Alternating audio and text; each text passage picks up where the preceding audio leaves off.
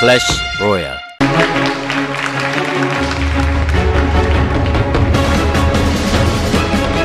Welcome, guys, to the SSL Round-4 Dark versus Classic. It's me, Valdez, with Rapid joining me today.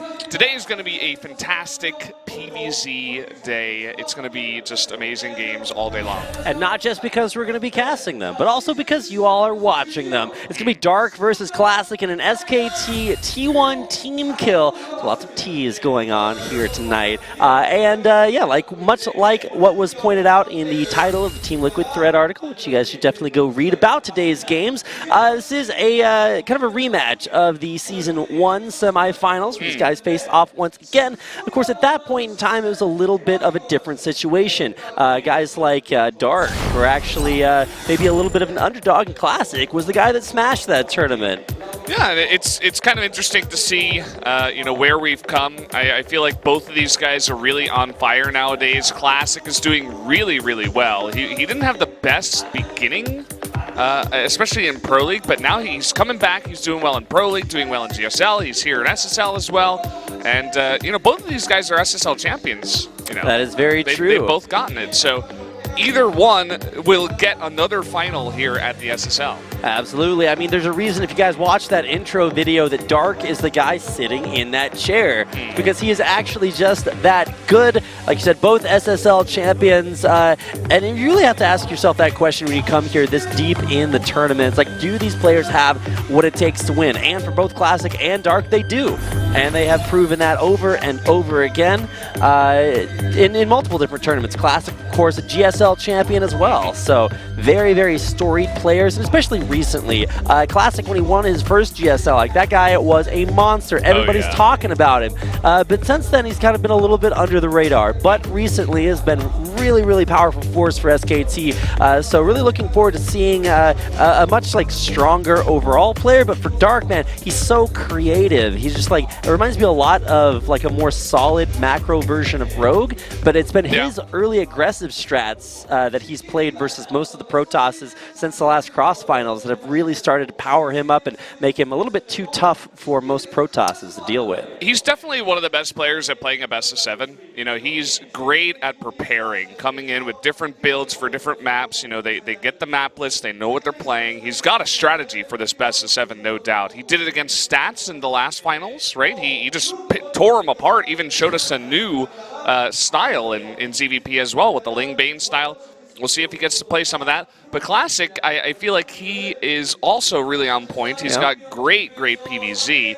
And I think this is going to 4-3. I don't even know who's going to win it. I hesitate to call anyone right now, but I think it's going to 4-3. I wouldn't be a bit surprised. Classic, no stranger to tearing nerds apart as well. And it was actually his domination of a little guy named Rogue over in the GSL group stage that was just some of the most dominating boppening I have ever seen out there. Rogue, kind of maybe the second best Zerg in Korea right now, super creative as well, and Classic just wiped the floor with him. I remember watching that group in the audience and just being like, you can't just do that to somebody. But Classic, great PvZ. Is that legal? I don't think that should be on TV. That's one of those things where you point out, it's like, stop, he's already dead. But Dark, definitely capable of doing that as well. Beating TY to get here. I mean, you can't underestimate just how good that means that you actually are.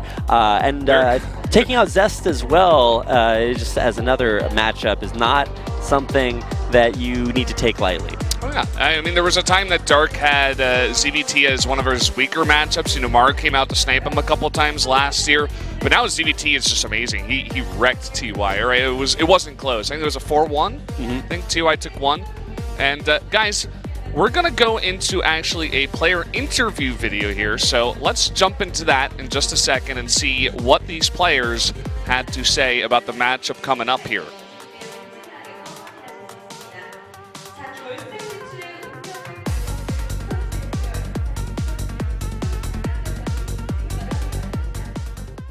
스타리그는 당연하게 올라갈 거라고 생각하고 있어서 생각보다 그렇게 좋진 않았고요. 그냥 오랜만에 4강이어서 되게 설레이기도 하고 박영우니까 당연한 결과다라고 생각했어요.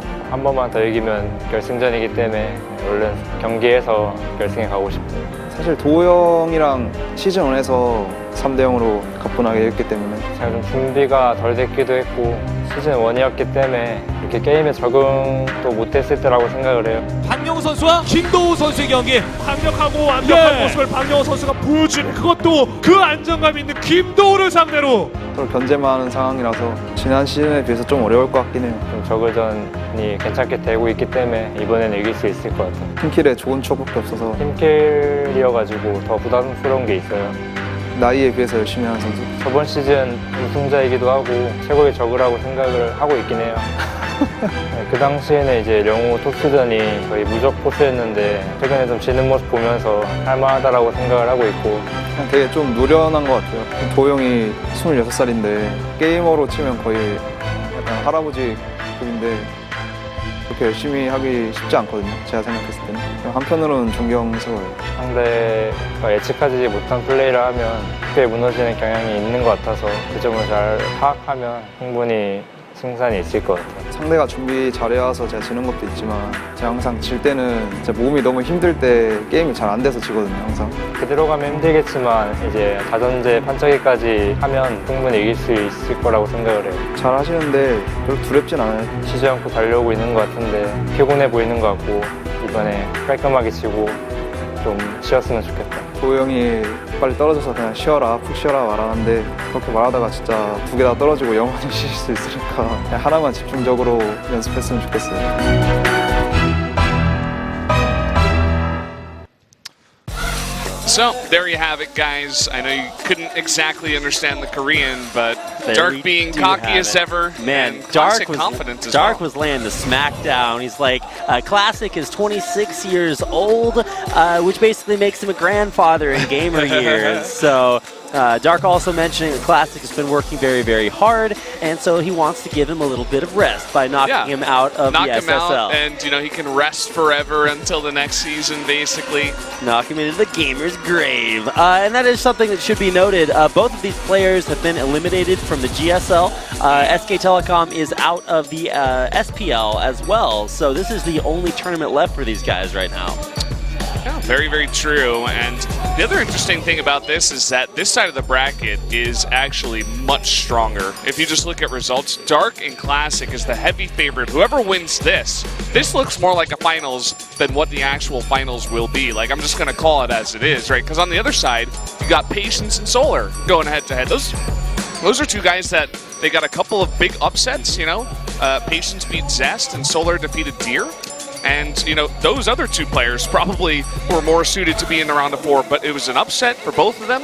And, whoever gets out on that side is going to have a really rough match in the finals. Right, I think everybody on the other side of the bracket's an Iron Maiden fan. They got some Fear of the Dark in there. Here you can see the map list for tonight's games.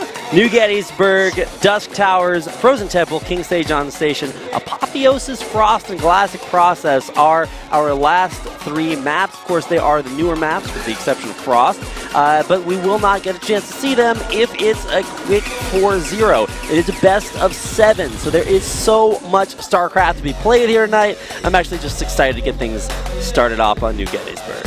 Yeah, New Gettysburg, a fantastic map, always creates really, really good games. Funny that Classic is like, no, I do not want to play Apotheosis. Please No way, get man. that out of here. He picks that 7th. He's like, if that can be as late as possible, that would be great. Would be great. So here we go. We're getting into our first game of this best of 7 semifinals, round of 4, whatever you guys want to call it. You can always call it awesome. It's Dark versus Classic in an SKT T1 team kill. Let's get into game number 1.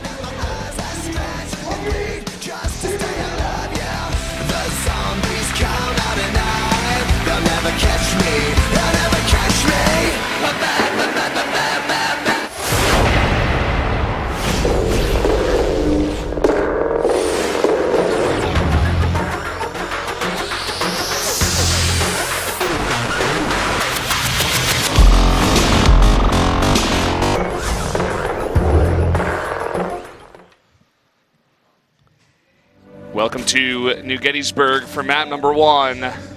Down in the bottom right. Well, you guys can see it there, Dark versus Classic. Down in the bottom right, the Zerg player from SK Telecom. It is dark. Which is actually kind of ironic because it is actually so dark up here on They the turned upper off all the floor. lights randomly. Let's see what the fan says.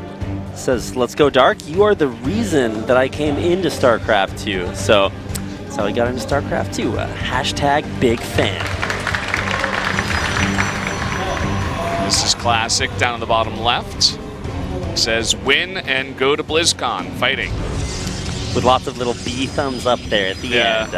Nice. All right, so let's talk about what we have here in the actual game. We've got expansions from both players, although this should maybe prompt Dark into maybe a more economic version. You never want to be on equal basis with the Protoss player, but we'll see what they both have to see as the Overlords are overlording their way across that little bridge. Just doing Overlord things, you know. That is true. Just Overlord stuffs. Early, well, not early, but there's the Probe Scout coming in. We'll see the natural there in the natural, where you would expect the natural to be. Bunch of dirty men have come to watch the games. We're Protoss players, but we're rooting for Dark. Okay. One of the more interesting signs we've had here down at the arena. Yeah, I like to pride myself on being able to bring the most interesting signs to games when I go to them. Yeah. But it appears as if I need to step up my game and also write my signs in Korean. But one step at a time. One step at a time, man. He's commenting on Wolf's tweets in Korean. Soon we're going to get some Korean signs. Well, I actually just started tutoring in Korean last week, so Nice. still starting to get my Korean game up there. But speaking of games, we have one right before us, Valdez, and no third base coming up just yet, and that is what that probe from Classic will be scouting out. Now, the last time I got a chance to watch Protoss play, it was yesterday in GSL, and it was Myung-Sik. That guy is the cheesiest guy in the entire world, so I'm always kind of worried. Where are we going to see those pylons outside the base? But this is a very different player in Classic, a little bit more standard, definitely able to play that long macro game. But for Dark, whenever he plays against Protoss, he does not want to play the long macro game. He wants to take it and end it early. So some of that aggression pays off very well, but especially in his GSL series, it did not. So gonna have to see whether or not Dark can get out to that early aggression, although he has decided to commit for a third base, so might not be seeing that for a while. Look at this. We do see a Stargate here at a Classic, and it's made right underneath an Overlord. I thought he was just going to go Phoenixes and control the sky, clear up, take an earlier third base. It looks like what he wants to do with this is he doesn't really care that he's scouted, but he wants to take an earlier third base and defend it with a Oracle. So, if Dark did want to put on some of that, Dark Zerg pressure that we do see a lot of the time against Protoss, then, he would be prepared for it here. He makes the pylon first. Very, very careful here from Classic. Well, and Classic also just has, not a whole lot to defend all of this. He's going Void Ray second, and this is actually an interesting style that we've been seeing from a lot more Protosses. Not even just in PvZ, but also in PvT. One of the strats that Gumiho ran last night was like a triple Void Ray all in that was actually Myung-Sik. so effective. Myung-Sik, you're talking about? Myung-Sik. Yeah. Myung-Sik is a crazy player, man. I'm sure Classic was watching some of those games, but I don't know if he was taking notes, It takes a special person to cheese as hard as that guy does. I think Myung-Sik got to a point where he's like, wow, I'm actually doing really good. I'm not sure that I can beat Gumiho, though, in a straight-up game. This is probably my hardest matchup, that I've had here in the GSL. So we're going to cheese 5 games in a row and see how it goes. It was just relentless. There was so much cheese flying everywhere. But I mean, it's like that classic argument against those guys on the ladder. They're just like, well, if you had played a straight up game against me, I would have won. And I'm just like, well, it's not called the game of niceness too. It's like, well, no, it's StarCraft. It's the game of try to win at all means possible. And look at this, we do have 7 extra gates as well as resonating glaives coming up here. He's still producing probes, but he could definitely put on an immense amount of pressure with this many gateways in the depths. I mean, that's not even a gateway explosion. That's like a gateway supernova. There's just gates everywhere. It's like, well, you don't need walls when you can make the entire wall out of gates. That was like a dank AoE 2 reference from back in the day, but let's keep it. I know what you're talking about, yeah. All right, well, let's keep an eye on all of this air that's coming out from Protoss. This is New Gettysburg. It's it's a very good map to have air control on for Protoss because that does allow you to take your expansions on the islands. However, Classic has actually just gone up to 3 bases already, no islands involved. So it'll be really interesting to see what Dark does when he finally does do something, because it's been all expanding all the time for both of these players so far. Is he going to go for the ramp? He's got 3 sentries in that Warp Prism. Oh, it does get scouted, though, just there by that one circling. He is going to warp in here, and we do have Roaches and Banelings on the way for the defense. Now, it'll be interesting to see what this the entire team the entire army composition.